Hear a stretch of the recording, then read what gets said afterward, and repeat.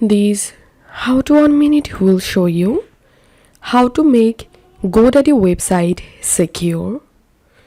To make your GoDaddy secure, you have to install SSL certificate for your domain. Follow these steps to do it. Log into your GoDaddy account and click on your name. Click on My Products.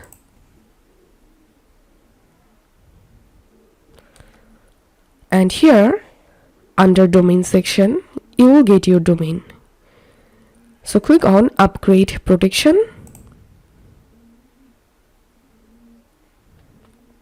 And here you will get two options. One is full domain protection and its cost $9.99 USD for first year. And another package is Ultimate Domain Protection.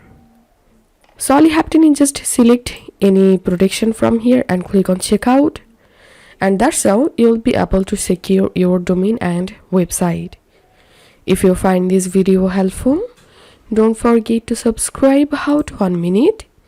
See you in the next video.